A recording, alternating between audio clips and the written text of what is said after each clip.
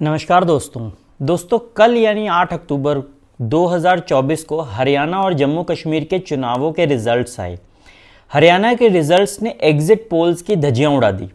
जहां हरियाणा में कांग्रेस को पूर्ण बहुमत की बात हो रही थी और बीजेपी का सफाया होने के चर्चे थे, फाइनल रिजल्ट इससे बिल्कुल उल्टा था।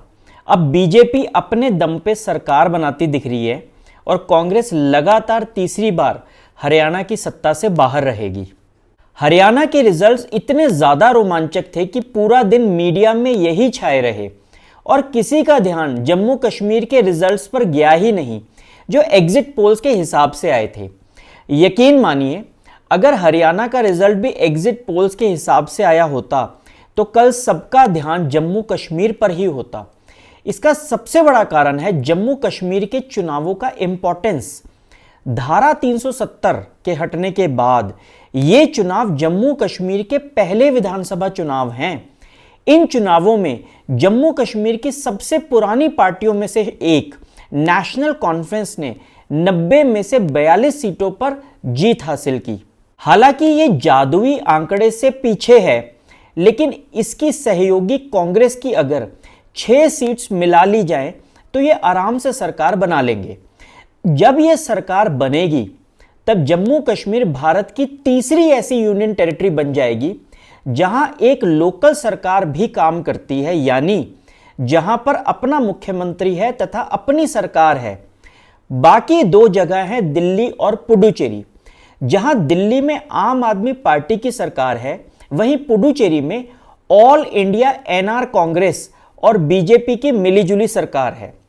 चिंता वाली कोई बात नहीं है, क्योंकि All India NR Congress Indian National Congress से अलग पार्टी है।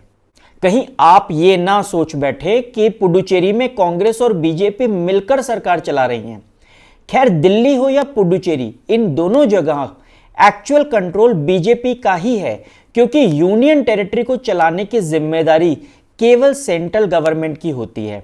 इसका मतलब चाहे जम्मू कश्मीर में नेशनल कॉन्फ्रेंस और कांग्रेस सरकार बना भी लें, लेकिन चलेगी तो मोदी जी की ही। आखिर यूनियन टेरिटरी में पुलिस तो उनकी ही होगी। आपने दिल्ली का केस तो देखा ही है। इसका मतलब सरकार बनाना और चलाना अब्दुल्लाज और गांधी परिवार के लिए बिल्कुल आसान नहीं होगा। वैसे अब्दुल्ला परिवार को जम्मू कश्मीर की राजनीति का बहुत पुराना एक्सपीरियंस है।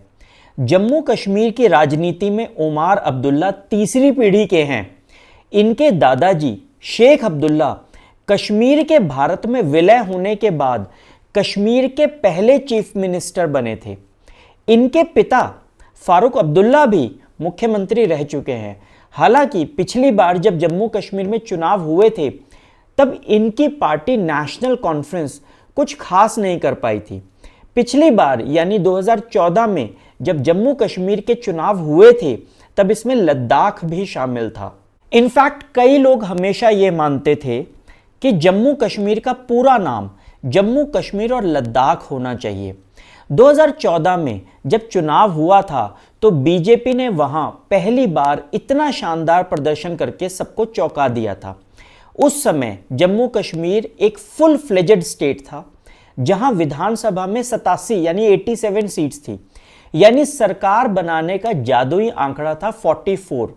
2014 के चुनावी परिणाम में सबसे बड़ी पार्टी बनी थी पीडीपी, जिसकी अध्यक्षा थी महबूबा मुफ्ती।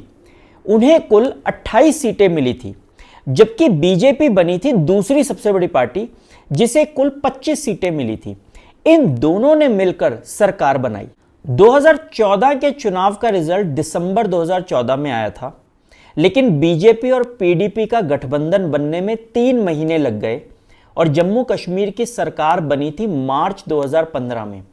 इस देरी का सबसे बड़ा कारण था कि पीडीपी और बीजेपी की विचारधारा आपस में बिल्कुल मैच नहीं करती और इसी वजह से इन दोनों का गठबंधन 2018 में टूट गया था, जब जम्मू कश्मीर में गवर्नर्स रूल लगा दिया गया।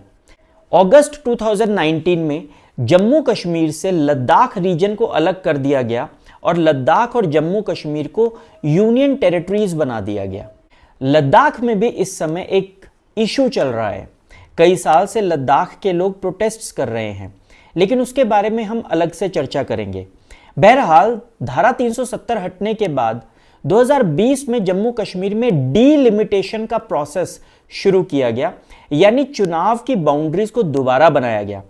इस तरह जहां पहले जम्मू कश्मीर और लद्दाख की मिलाकर 87 सीट्स थी, अब सिर्फ जम्मू कश्मीर की 90 सीट्स हो गई हैं। मौजूदा घटनाक्रम को देखते हुए साफ लग रहा है कि उमर अब्दुल्ला जम्मू कश्मीर के नए मुख्यमंत्री बनेंगे। अब देखना यह है कि क्या वे जम्मू कश्मीर को स्टेबल गवर्नमेंट दे सकते हैं और क्या सेंट्रल गवर्नमेंट से मेलजोल बनाकर काम कर सकते हैं। 2024 में हुए इन ऐतिहासिक चुनावों का सत्ता पर और कश्मीर के लोगों पर क्या असर पड़ेगा, ये केवल समय ही बता सकता है। भगवान ने चाहा तो कश्मीर पुरानी बातें भूलकर एक नई शुरुआत करेगा। आप इस बारे में क्या सोचते हैं, कमेंट करके ज़रूर बताएं। अगर वीडियो पसंद आए तो इसे ज़रूर शेयर करें। जय हिंद।